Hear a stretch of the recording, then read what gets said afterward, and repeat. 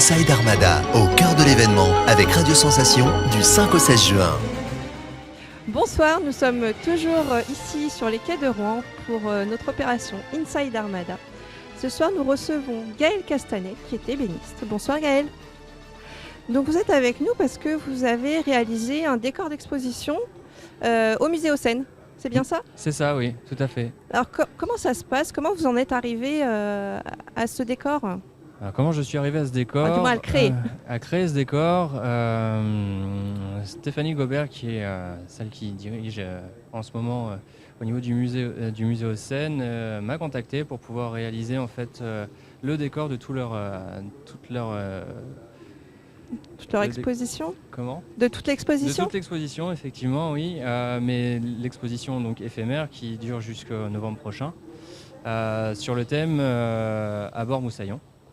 Et donc l'idée était de faire justement un ponton, comme si on était à l'intérieur de la coque du bateau, le ponton avec le mât, et puis un peu une ambiance boisée. Est-ce qu'il y a eu des difficultés? Est-ce que vous avez dû aller faire des recherches, notamment sur l'époque, puisque je crois que c'est la vie des marins sur les navires au XVIIIe siècle? C'est ça. Du coup, vous avez dû aller faire des recherches, j'imagine? Alors, j'ai pas fait énormément de recherches. Je me suis beaucoup documenté et inspiré diverses photos et quelques livres. Après, l'équipe de Musée Haussène était quand même très, très présente, qui m'ont permis de comprendre un peu le fonctionnement et l'aspect visuel d'un bateau d'époque. Donc on peut retrouver toutes les informations sur cette exposition donc sur le site du musée Haussène, donc www.museehaussène.fr. Et cette exposition, vous disiez, est visible jusqu'au 30 novembre.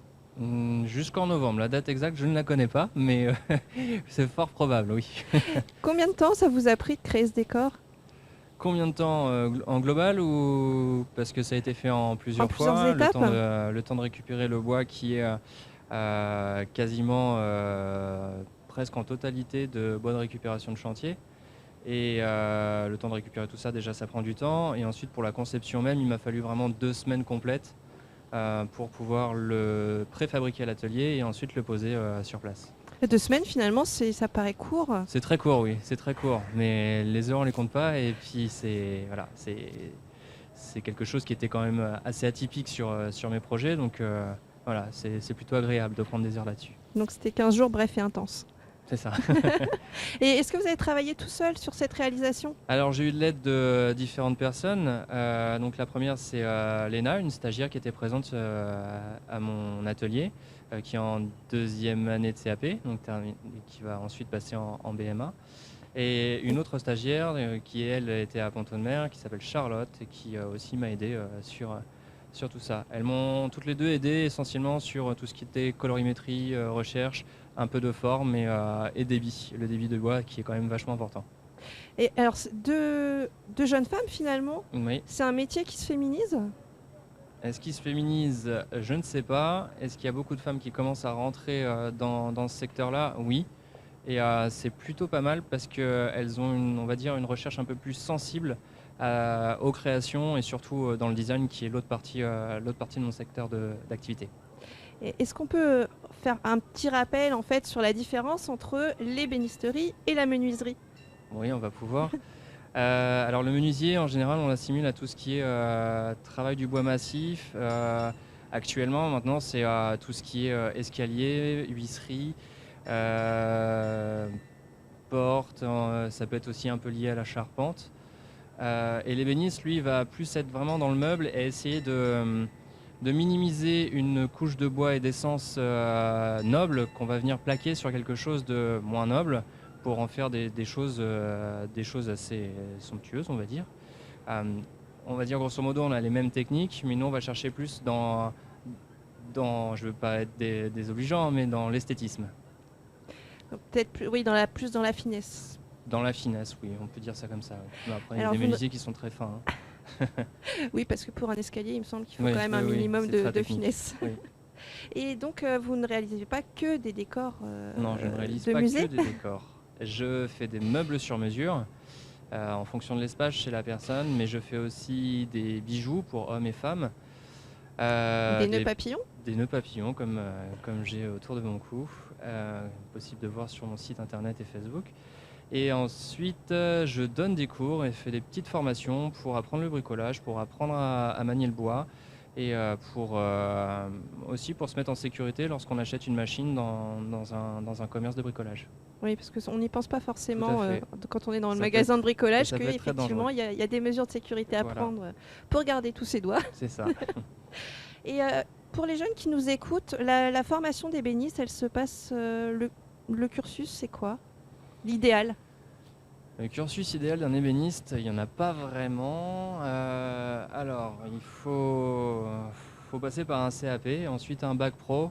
C'est ce que je recommande. Vaut mieux pas s'arrêter qu'au CAP, parce que ça permet aussi d'évoluer et de comprendre un peu certaines choses. L'idéal de l'idéal, ce serait de le faire en apprentissage, qui est nettement plus intéressant puisqu'on voit vraiment le métier de but en blanc avec son maître d'apprentissage. Et après, si on veut pas refaire au niveau des connaissances, il faut partir dans les BTS et ensuite les BMA, DMA. Enfin voilà, on peut aller vraiment très loin et c'est vraiment, ça peut être un cursus très long. Et donc vous accueillez régulièrement des stagiaires? Oui, là cette année j'en ai accueilli pas mal. En général, c'est toujours les mêmes écoles qui reviennent.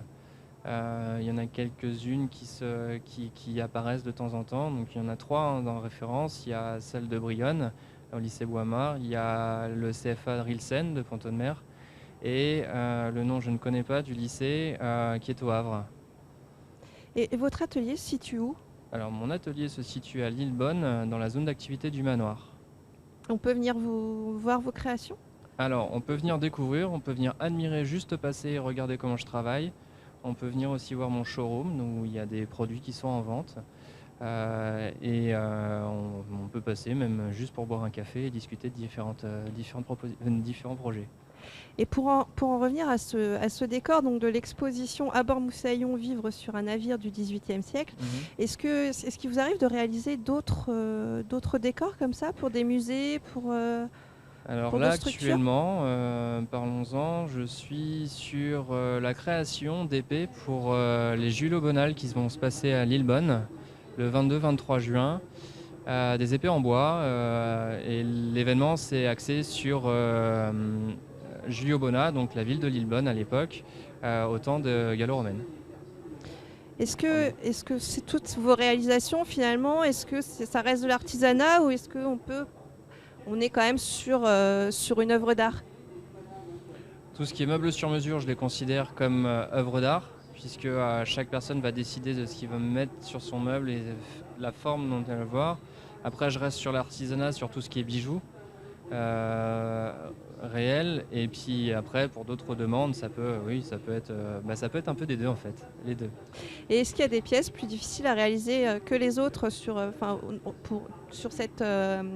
ce décor d'exposition par exemple? Le plus difficile, je dirais que ça a été de trouver le bon ratio au niveau des proportions. Pour rentrer un bateau dans une pièce, c'est pas forcément évident. Pour trouver le diamètre exact pour le mât du bateau non plus. Et donner aussi le côté un peu plancher bateau sur un sol qui était plat, ça n'a pas été forcément évident. Et cette coque de bateau, elle mesure combien à peu près? Alors de mémoire, elle fait 2,50 m voire 2,70 m de haut par 5 mètres de long. Toutes vos réalisations, donc on peut vous retrouver sur Instagram, Alors oui, Instagram, donc Facebook sur Facebook également, et sur mon votre site internet. Oui. donc Woodworker Shop, c'est bien ça. Oui, c'est ça.